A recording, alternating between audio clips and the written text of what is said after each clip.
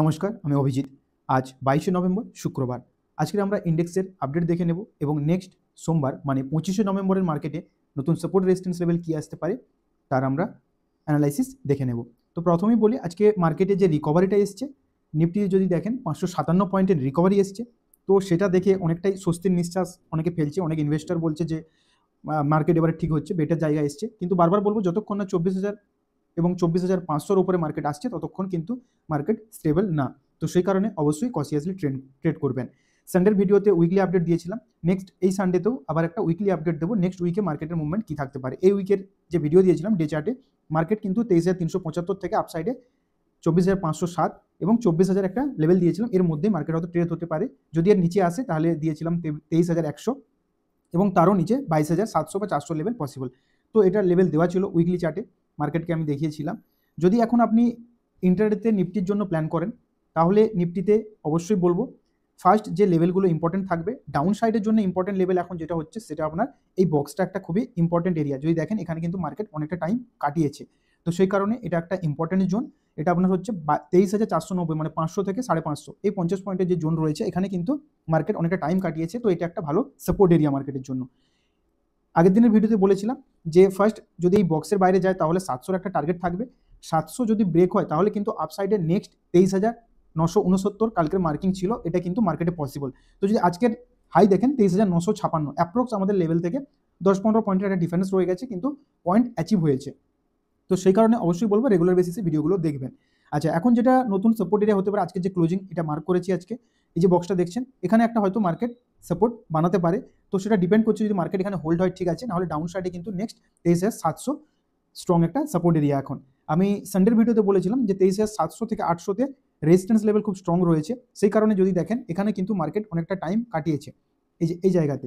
তো অবশ্যই আবার বলবো, নেক্সট যদি আপনি মার্কেটে দেখেন এই জোনটা ব্রেক করার পরে কিন্তু আমি বলেছিলাম এখানে ব্রেক হলে কিন্তু কল রাইটারটা ফেঁসে যায়, কল রাইটার ফাঁসলে আপসাইডে বড় মুভমেন্ট আসবে। সেই কারণে 700 লেভেল বা 800 লেভেল ব্রেক হলে, বা এই যে হাইটা ছিল এখানে আপনার এটা 23,770 মানে 800 ধরুন, এটা ব্রেক হলে কিন্তু আপসাইডে 969 বা 24,000-এরও হাই আসতে পারে। তো সেটা মার্কেটে এসছে। তো আমাদের প্রেডিকশনটা কিন্তু অনেকটাই অ্যাকুরেট কাছাকাছি।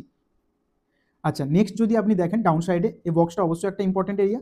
এরপরে যদি দেখেন এখন 23,360 বা 350 বা 300 জোন, যেটা এই যে এরিয়াটা মার্কেট বানিয়েছিল, এই যে সাপোর্ট এরিয়াটা বানিয়েছে, এটা একটা এখন ইম্পর্টেন্ট মার্কেটের জন্য সাপোর্ট এরিয়া। তো এরপরে যদি আপনি আপসাইডে প্ল্যান করেন, আপসাইডের জন্য বলবো অবশ্যই 24,000 ব্রেক করতে হবে। 24,000 যদি ব্রেক হয় এখানে একটা রেজিস্ট্যান্স লেভেল আসতে পারে 24,000-এর জন্য। এটা যদি ব্রেক হয় নেক্সট একটা রেজিস্ট্যান্স এরিয়া আসতে পারে আপনার 24,181 বা 200 থেকে 250 জোন, এই 50 পয়েন্টের রেজিস্ট্যান্স এরিয়া আসতে পারে। এগুলো যদি ব্রেক হয় তাহলে কিন্তু নেক্সট টার্গেট 24,500 পসিবল মার্কেটের জন্য, যদি 250 বা 300-র উপরে ক্লোজিং আসা স্টার্ট হয় 15 মিনিট ক্যান্ডেলে। তো সেই কারণে অবশ্যই বলবো লেভেলগুলো মার্ক করে নোট করে নেবেন।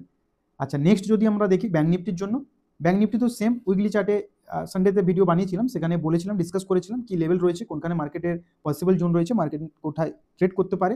তো যদি দেখেন আমাদের ডে চার্টে যদি দেখেন মার্কেট কিন্তু সেই জোনেই এখনো রয়েছে। ডে চার্ট ওয়াইজ যদি দেখেন যতক্ষণ না 52,317 থেকে এই যে লেভেলটা মার্ক করা রয়েছে 52,379, এটা যতক্ষণ না ব্রেক হচ্ছে 839, সরি 52,319 থেকে 52,839, এটা যতক্ষণ না ক্লিয়ার হচ্ছে ততক্ষণ কিন্তু, এবং 52,500 একটা পসিবল এরিয়া, যার পরে কিন্তু আপসাইডে বড় মুভমেন্ট মার্কেটে আসতে পারে, এবং আপসাইডে ট্রেন্ড লাইনটা অবশ্যই খেয়াল রাখবেন। আচ্ছা, ইন্ট্রাডেতে আমরা কি প্ল্যান করব সোমবারের জন্য। ইন্ট্রাডেতে যদি দেখেন আজকে যে এইচপি লেভেল ছিল সেটা আপনার হাই ছিল 51,271।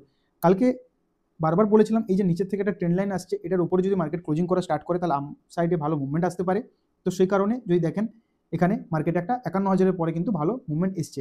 আপসাইডে হয়তো এই জোনটা পসিবল ছিল, কিন্তু যদি এখানে দেখেন আপনি এইচডিএফসি ব্যাংকের থেকে, এইচডিএফসি পুরো দিনই লো ছিল মানে নেগেটিভে ছিল, পরে গিয়ে প্লাসে আসে। তো এইচডিএফসি থেকে যদি সাপোর্ট আসতো হয়তো আজকে পসিবল জোন ছিল, আজকে আমরা 51,500 জন দেখতে পেতাম। আচ্ছা, ডাউন সাইডের জন্য বলবো ব্যাঙ্ক নিফটিতে প্রথমে ট্রেন্ড লাইনটা অবশ্যই একটা ইম্পর্টেন্ট এরিয়া, এটা অবশ্যই মার্ক করে রাখুন। এবং এটা যদি ব্রেক হয় ফার্স্ট যে জোনটা আসবে সেটা হচ্ছে আপনার 50,849 লেভেল।